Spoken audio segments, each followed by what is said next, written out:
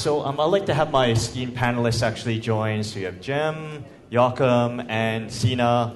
Unfortunately, Hassan Bey was not able. He'll be here later on today. There's been some flight delays or issues, I think, with many folks, I think, have experienced over the last couple of days. But he'll be here this afternoon, but unfortunately he will not be able to join us for the panel, but you can hunt him down this afternoon. All right? Yes, whatever you guys like. Whatever you like. Thank you. All right, thank you, great. So we'll try to make this panel as engaging as possible. Sina, thank you for jumping in. He needs no introduction. So I think for our other panels, it would be great if you can give a quick introduction of yourself and your organization, and we can jump into it just to give everyone a context of where we're coming from. So. And what is your... No. Microphone is... Oh. My microphone doesn't work. Okay. Just athlete or an entrepreneur? Yeah, just all show. right. Thank you. Good morning. My name's Jem Sarto. I'm a venture capital fund manager based in Istanbul. We are a partner with Early Bird Venture Capital.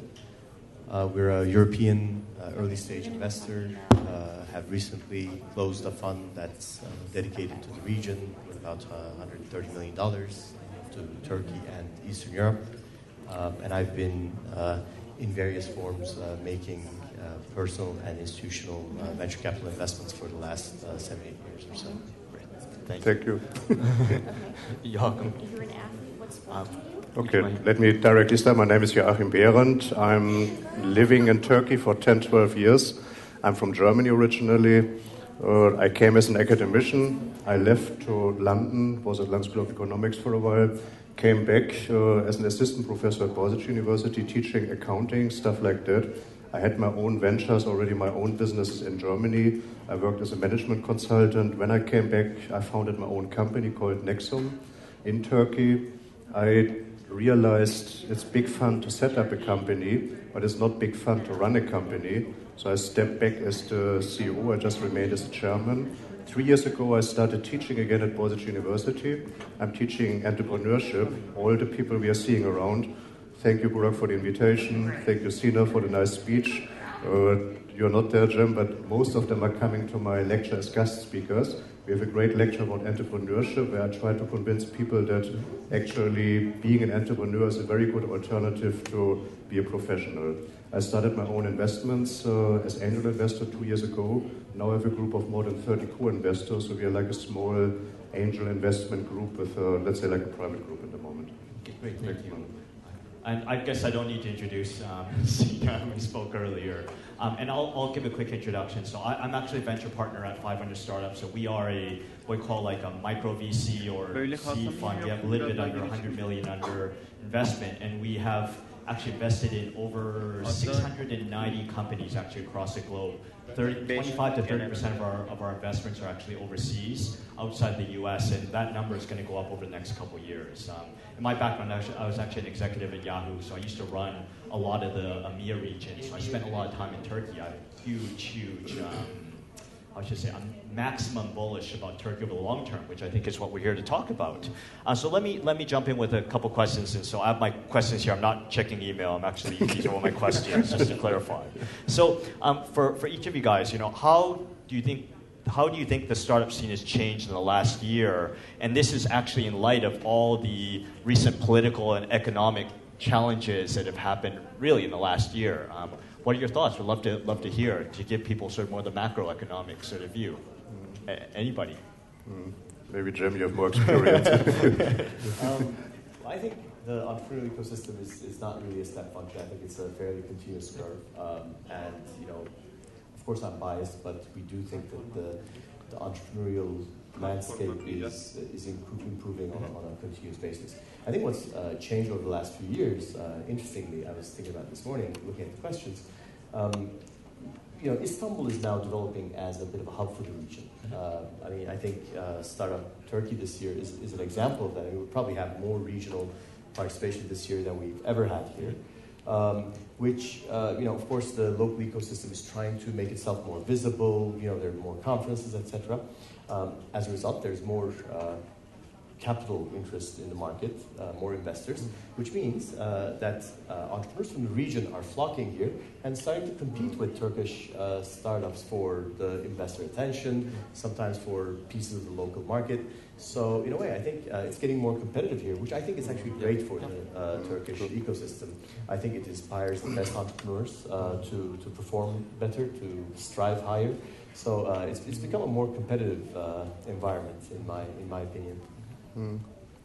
I think I'm just observing from the investor side, there's a lot of more professionalism coming in.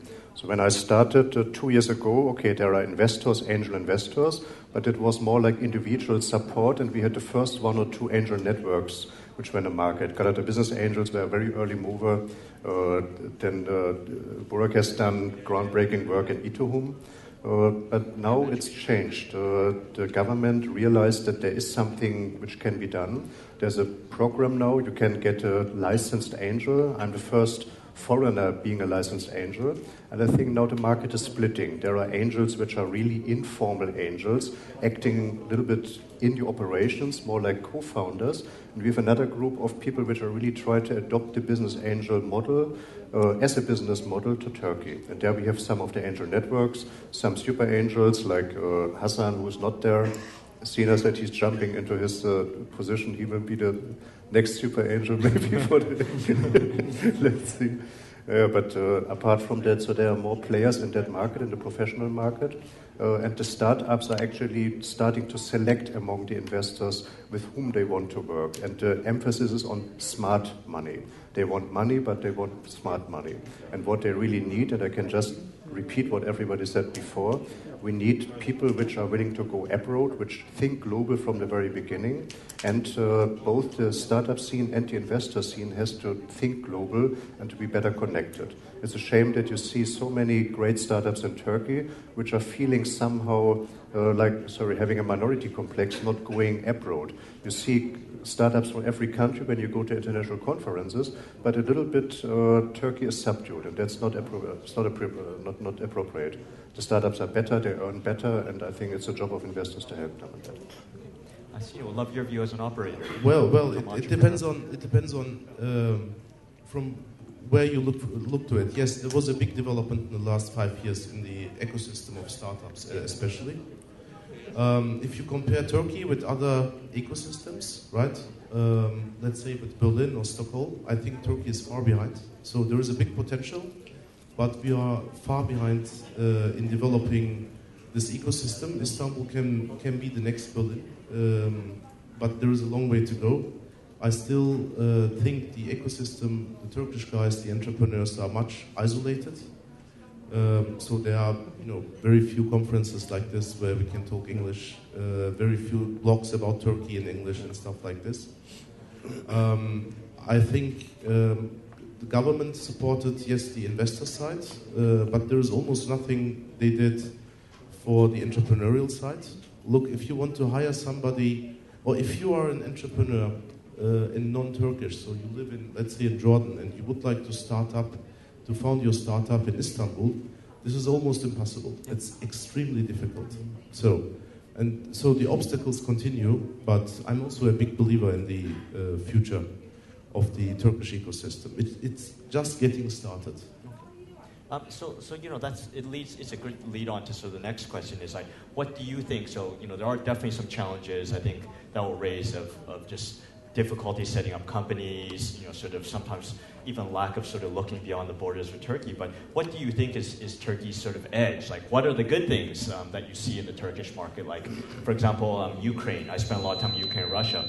Awesome technical talent, right? Their sales and marketing sucks, but like their technical talent's very, very good. What is Turkey's edge, you think? Like, when you see from... Let me start with e-commerce. Logistics, payments, we are far ahead of all other countries around us. This is really making investments in startups very easy. I think we have still a lack of talent. So we need more people, more developers, more mobile developers, etc.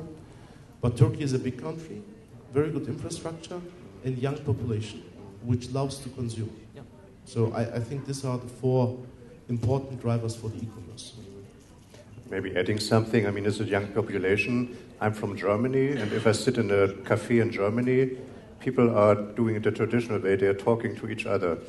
If they're sitting in Turkey, they're not talking to each other, or they do it maybe with social media. I mean, that it has bad and good implications, but basically, Turkey is very internet, let's say, oriented. I mean, social media, mobile commerce, e-commerce anyway, so you can see that this young population actually using that. So I don't want to underestimate Turkey, but it's like a great test market for these new technologies, a great market for new business models that can be started. Let it be in Istanbul, let it be Izmir, let it be Ankara. I mean, they are starting there, and the market, if it's just a start for a global expansion, then it's a really, really great place to start.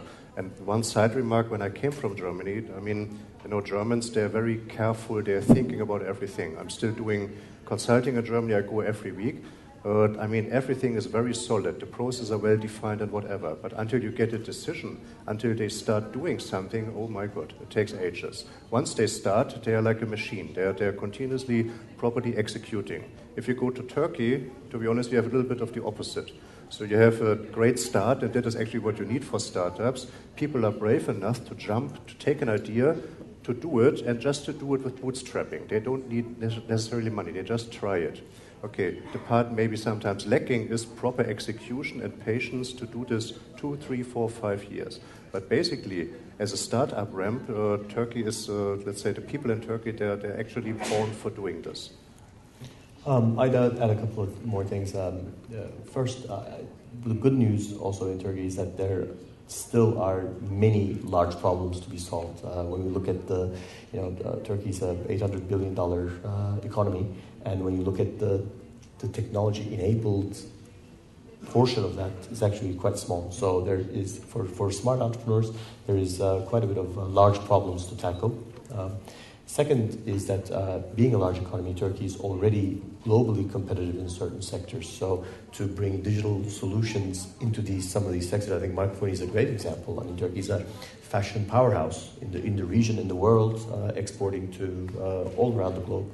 And to bring a technology-enabled solution to that industry, to leverage off of that, is I think, also something that Turkey offers to entrepreneurs. I would also probably add, in my just an observation as an outsider is I think Turkey actually plays a role in the entire MENA region as sort of what Korea or what Japan used to. I say in more Korea now about the soap operas, the fashion, from a thought leadership perspective, even from politics, for better or for worse. Like there's some thought leadership here, and that's something that being a regional hub, and also one of the benefits of like Istanbul.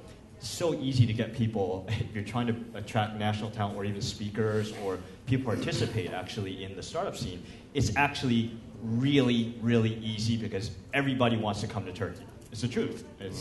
I have a lot of VC friends, unfortunately, weren't able to make it to this event because of family stuff, but my friend Tim Chang from Mayfield, I asked him about this. He's like, oh yeah, I'd be on, he's coming next year, so which is good. And so I think that's definitely an advantage versus, say, going to Sweden during this time of the year. As wonderful Sweden is, it's weather-wise, it's kind of brutal.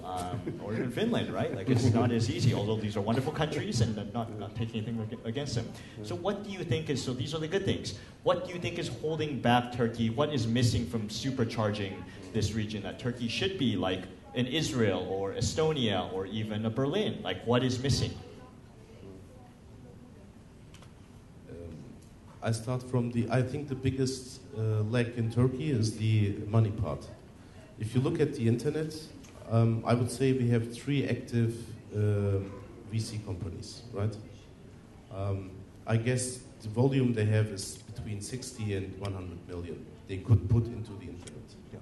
So if a company becomes large, so in early stage there are some business angels, a few, and then 3, 4 companies. If a company is getting larger in Turkey, it becomes very difficult to have a Series B. This is first of all a big opportunity for also the foreign VCs, really a big opportunity. But a country like Turkey needs to have a much stronger VC and investors structure as we used to have. Because every company which is getting more than 20, 30 million Turkish liras of annual revenues will have problems in getting funding. Right? So this is on the investor side. On the entrepreneur side, I wish that Turkish entrepreneurs have a much more global vision. So I think we miss opportunities if we only focus on Turkey. We can focus on to the region. We can also focus to Europe. And if I look at the companies, internet companies from Turkey, who has expanded, there are not that many examples. Yeah, maybe there are 5 or 6, but it should be 50 or 60. This is the big potential. I think what Sina mentions is kind of interlinked because I think it's expensive to grow, and Turkish companies with the lack of capital, which I fully agree with, I think are usually by the time they get to a substantial size, they start to get prematurely conservative. Instead of shooting for the stars, they want to make sure that they don't screw up what they've created successfully, because a lot of times the wealth of the founders is largely locked up in the equity of that company that they built. Let me add something for the entrepreneur side. I mean, we are much earlier in this food chain with angel investments. We are not facing, let's say, capital shortages, funding shortages. What we are facing is actually entrepreneur shortages. And what I do not mean is necessarily only the ideas. I mean, people which are really thinking global, which are thinking outside of the borders of Turkey. There's a lot of, Turkey is a big domestic market, but normally if we invest as angels, we do this with looking for an exit. And if our exit normally it should be a VC fund, for example, if they look global, we have to look global, which means we cannot invest into purely domestic business. It's not big enough after a while to invest into that. So this global perspective and the connections, the international connections, is quite important. As I said, Burak is doing groundbreaking work. He started already a lot of e2 coffee meetings in Dublin and London, San Francisco and other areas. I mean, just get exposed to international, let's say, players and think more international. The entrepreneurs are great, but be brave enough to do it and to think global and then do it for a while. Just have an idea and go through it. We have some people around here, foreigners, you will hear them when they are pitching, who are having some experiences how it is to be an entrepreneur as a foreigner in Turkey. There are quite tough experiences. There's a way to do it, but it's very difficult. Listen to them in the afternoon. I would also, another sort of outsider observation too, I think one of the challenges, I think a lot of ecosystems outside of like Silicon Valley, like even New York, I think one of the challenges just, so besides capital is a big constraint, I also think experience of actually scaling. So there are very few companies, for example, in Silicon Valley, where there's a lot of people who scale the company from 10 million to 100 million, $100 million, or 50 to 150 to 1,000 to 3,000. There's actually a very big group of people who've actually done that. And I think if you look at a lot of countries, like I'm looking Europe, even in, I'm not going to talk about Asia, but Europe as a whole, particularly in the startup ecosystem, one observations are not a lot of people who've actually done that. And I think that's a challenge because you're learning and making a lot of mistakes along the way. What do you guys think? I'm curious. Well, I agree with your view. If I look at Turkey, there are, as far as I know, 12 internet companies who have more than 100 million Turkish lira revenues, which is not that much. So 100 million compared to the valley, it's nothing. Yeah. The market structure is a little bit difficult to break up in Turkey. You have a lot of very small players in the market, and let's say they are allowed to do something, but the moment you enter commercially interesting territory, then you have some very, very big players, very big groups in the market, and they are actually not from the internet side, but they are dominating the market. To break into that without more money, without more funding, is extremely difficult. The market structure is a little bit difficult, and Turkey is not such an open economy in every area. There are some areas which are extremely open, like automotive, others are much more closed, and then the market is not that big. Any thoughts? No. So I'll go to the last question, because this is a startup conference and it's talking about the future, and both as professional or sort of personal investors, like what sectors in the market actually excite you? Like as we talk over the next 1 or 2 years, like what are the areas that we should be paying attention to? I know Baresh mentioned some areas like education, super interesting. Finance tech is very interesting. what areas do you guys see personally, or for that you're specifically looking at?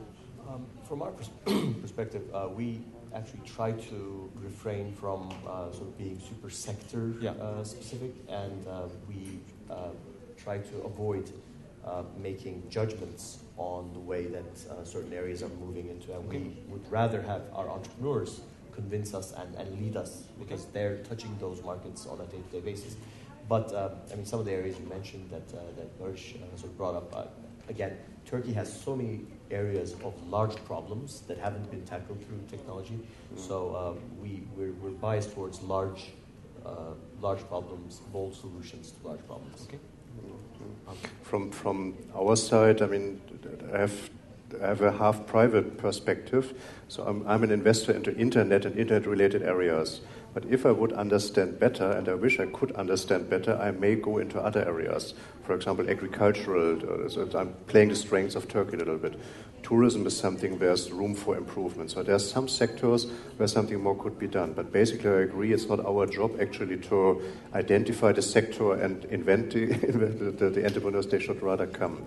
What I experience in terms of what is relevant what is needed in the market and what people offer, there's a discrepancy between the interest of young people starting a business, which are focusing on B2C or even C2C markets, whereas the majority of solutions which could be commercially successful is rather in the B2B area, and besides, they're even easier to implement. So we love to invest into something which is meaningful in B2B. We don't expect something like groundbreaking innovations, but something like process innovation, doing something better in these areas, that is already sufficient. If it's big enough, if it's interesting, that's another question. But basically, we love to have more B2B and small innovations in process improvements.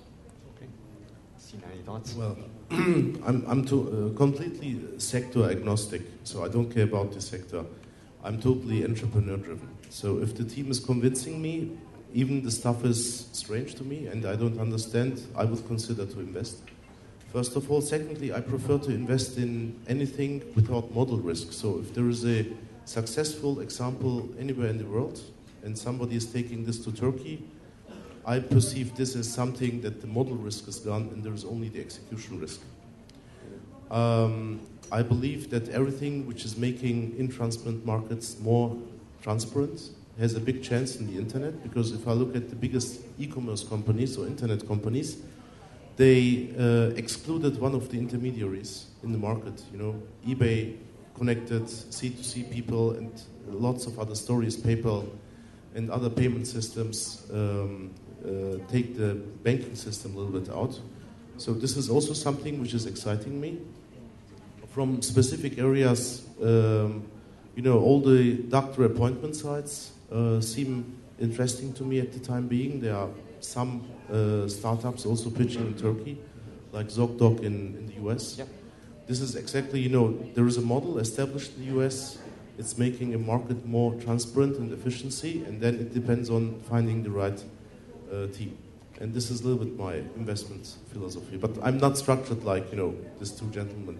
It's more or less a private, small investment. And so, you know, we have like 2 minutes left, and this is a startup conference. So in one quick word, piece of advice for any of the young, awesome startups that we have in this room, what advice would you give them? To make this as practical as possible, hopefully. We have 2 minutes. Very quickly, just we do see a lot of people who we think have no business being in business themselves. Like, there's so much glamour these days around entrepreneurial stuff that we come across very many misguided entrepreneurs. Entrepreneurship is very, very tough. It's not a pleasant journey. That's the one advice. Really, look at what you're trying to do and make sure you really want to do it. I would support that. Passion is very important, as Sina talked about earlier. You've got to be a missionary, not a mercenary. Mercenaries don't make it in this business. They don't last. It's a hard thing. I mean, for me, it's easy. As I said, my mission, even for my lecture, is convincing you being an entrepreneur is a very good alternative to being a professional. Show me any professional above the age of 35, 40 in Istanbul who looks happy. I mean, this is... or across the world, I think. This is very different. It's very tough, yes. It's very risky, yes. But it is an alternative. Just do it. And by the way, one additional remark, because we have a lot of international investors. Okay, there's something going on in Turkey in the moment, both on the political side and the economy is going down. But what I have seen from Barish is exactly what I believe what should be done. Exactly in times when you believe everything, oh my God, stay out, don't do anything, don't invest, don't start, just in that moment start. If you talk to someone like Warren Buffett, he can just confirm it. I mean, just start in the times when things look bad. And I think it's the right time both to start something and to invest. And as entrepreneurs, just go, just do it. Don't hesitate, you are normally young, you have plenty of time where you can still become a professional. Don't waste your time with something where you're not happy with. I have always one advice, remember the 3 reasons why startups fail. First one, they don't have customers. Second one, they don't have customers. Third one, they don't have customers. So this is the only advice I would give to them. If you don't have customers, forget about everything else. Fully agree. That's a great way to end the panel. Thank you very much, you guys. Thank you, Murray. Thank you.